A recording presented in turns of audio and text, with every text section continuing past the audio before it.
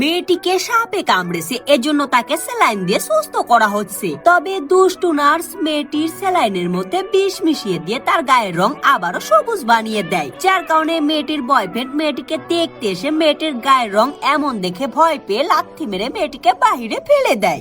এবং তখন এই দুষ্টু নার্স মেয়েটির বয়ফ্রেন্ডের সঙ্গে লাইন মারার চেষ্টা করে, কিন্তু সে তাকে ধাক্কা মেরে ফেলে দেয়। কারণ হাসপাতালে থাকা একটি সুন্দর ছেলেকে দেখে মেয়েটির বয়ফ্রেন্ডের অনেক পছন্দ হয়ে যায়, কারণ সে একজন সমকামী ছেলে ছিল। সে মেয়েদের থেকে ছেলেদেরকে অনেক বেশি পছন্দ করত, এজন্য সে এই ছেলেটির সঙ্গে রোমান্স করতে শুরু করে দেয়। এজন্য এই দুষ্টু নার্সটি অনেক রেগে যায় এবং সে হাসপাতালের বাহিরে ময়লা আবর্জনার মধ্যে থেকে মেয়েটিকে খুঁজে বের করে এবং সে মেয়েটিকে সবকিছু খুলে বলে। এরপর সে বুদ্ধি করে মেয়েটিকে নিয়ে গিয়ে শক্তি বাড়ানো ওষুধ খাইয়ে ছেলেদের মতো বডি বানিয়ে দেয়। এরপর সে একটা ওষুধ দিয়ে মেয়েটির গায়ের রং পরিবর্তন করে মেয়েটিকে সুন্দর একটা ছেলে বানিয়ে মেয়েটির বয়ফ্রেন্ডের কাছে পাঠিয়ে দেয় এবং এই মেয়েটি ছেলে সেজে তার বয়ফ্রেন্ডের সঙ্গে লাইন মারতে শুরু করে এবং সে সুযোগ বুঝে তার বয়ফ্রেন্ডকে ঘুষি মেরে অজ্ঞান করে দিয়ে তার পকেট থেকে চাবি নিয়ে তার বাড়িতে গিয়ে সব সোনাদানা টাকা পয়সা লুটে নেয়। এরপর এই মেয়েটি এই চুরি করা সোনাদানা টাকা পয়সা থেকে অর্ধেকটা এই দুষ্টু নার্সকে ভাগ দিতে চায়, কিন্তু